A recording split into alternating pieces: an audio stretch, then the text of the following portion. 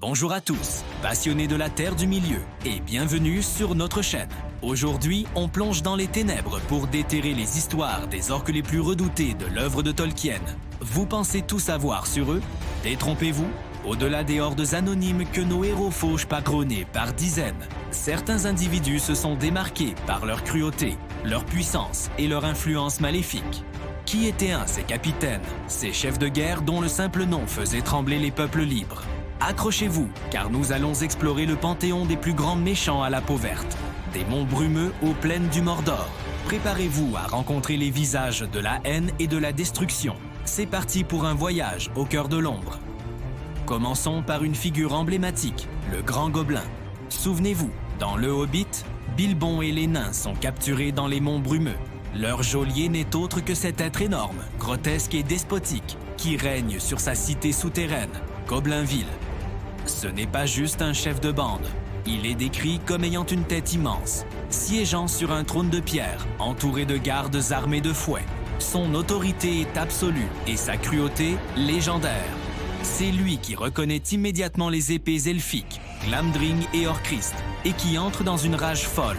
Sa mort rapide des mains de Gandalf ne doit pas nous tromper sur son importance. Il symbolise la corruption profonde qui ronge les monts brumeux. Un tyran local dont le royaume souterrain était un véritable fléau pour tous les voyageurs. Il n'avait peut-être pas l'envergure d'un général du Mordor, mais sa méchanceté et son pouvoir local en faisaient une menace bien réelle et terrifiante. Poursuivons avec un nom qui résonne de haine et de vengeance. Azog, le profanateur. Bien que son rôle soit largement amplifié dans l'adaptation cinématographique de Peter Jackson, Azog est un personnage canonique. Un chef orque de la Moria d'une puissance redoutable. Son histoire est liée à l'une des plus grandes tragédies des nains. C'est lui qui a tué le roi Tror, grand-père de Thorin, et qui a profané son corps en y gravant son nom. Cet acte barbare a déclenché la terrible guerre des nains et des orques. Azog était un chef de guerre exceptionnel, un stratège qui a mené ses armées avec une efficacité brutale. Sa confrontation finale avec Dain Pied de Fer à la bataille d'Azanul-Bizarre devant les portes de la Moria est un moment clé. Même s'il y trouve la mort, son héritage de haine perdure à travers son fils, Bolg. Azog n'est pas juste un orque, c'est l'incarnation de l'ennemi juré des nains, un symbole de leur plus grande douleur et de leur plus grand désir de vengeance. Et puisque nous l'avons mentionné, parlons de son digne héritier, Bolg du Nord. Fils d'Azog, Bolg est tout aussi cruel et imposant que son père. Après la mort d'Azog, c'est lui qui prend la tête des orques des monts brumeux. Il hérite non seulement du commandement, mais aussi de la haine viscérale de son père envers la lignée de Durin.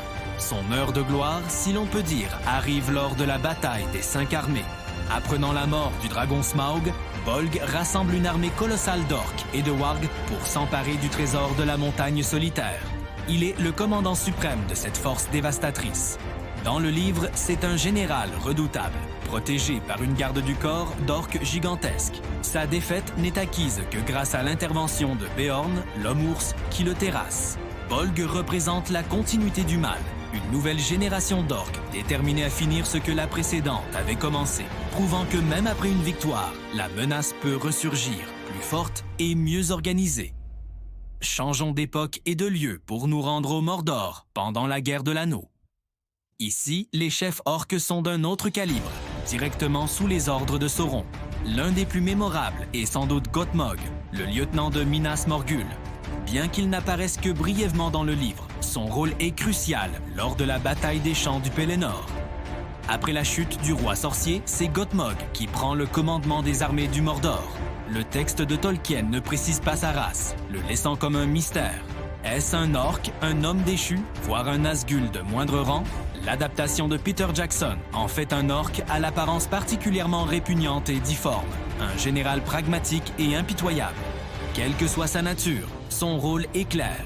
Il est le second, celui qui maintient la pression sur Minas Tirith quand tout semble perdu pour les défenseurs. Il incarne la machine de guerre implacable du Mordor, capable de s'adapter et de continuer le combat même après la perte de son chef suprême.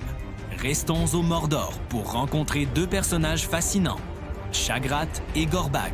Ces deux-là ne sont pas des généraux, mais des capitaines de factions rivales qui nous offrent un aperçu unique de la société orque.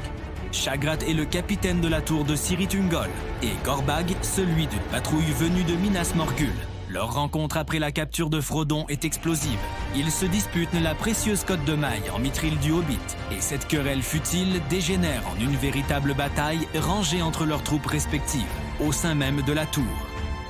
Cette scène est géniale car elle montre la nature même des orques, cupides, méfiants, indisciplinés et prompts à la violence, même entre eux. Shagrat et Gorbag sont tous deux des vétérans rusés et brutaux, mais leur incapacité à coopérer mène à leur propre destruction et, ironiquement, permet à Sam de sauver Frodon. Ils ne sont pas les plus puissants, mais leur histoire est l'une des plus révélatrices sur la psychologie et les faiblesses inhérentes au peuple orc. Enfin, comment ne pas parler d'Ugluk, le capitaine des Uruk-hai d'Isengard? Ugluk est l'exemple parfait de la nouvelle race d'orques créée par Saruman. Plus grand, plus fort et plus résistant au soleil que les orques de Sauron, il est l'incarnation de la volonté de son maître. Ugluk est un chef discipliné et totalement dévoué à Saruman. Lors de la capture de Merry et Pippin, il maintient la cohésion de sa troupe, malgré les tensions avec les orques du Mordor et ceux de la Moria. Il n'hésite pas à décapiter ceux qui désobéissent pour affirmer son autorité. Sa célèbre réplique « Nous sommes les Uruk-hai. Nous ne nous arrêtons pas avant d'avoir atteint l'Isengard » résume parfaitement sa détermination. Il est intelligent, brutal et efficace. Sa fin, lors de l'attaque des Rohirrim, menée par Éomer, est celle d'un guerrier qui se bat jusqu'au bout. Ugluk n'est pas un simple monstre. Il est le soldat d'élite, le produit d'une volonté maléfique mais organisée, ce qui le rend d'autant plus dangereux. Voilà pour notre tour d'horizon des orques les plus redoutables et mémorables de la Terre du Milieu.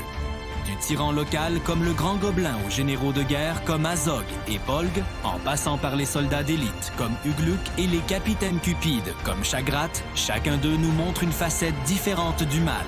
Ils prouvent que même au sein des forces des ténèbres, il existe une hiérarchie, des ambitions et des individus qui ont marqué l'histoire par leur cruauté. Ils ne sont pas juste de la chair à canon, mais de véritables antagonistes qui ont posé des défis mortels à nos héros. J'espère que ce voyage dans l'ombre vous a plu.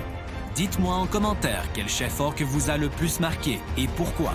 On se retrouve très bientôt pour une nouvelle exploration de l'univers de Tolkien. D'ici là, portez-vous bien et n'oubliez pas de vous abonner pour ne rien manquer. Salut à tous!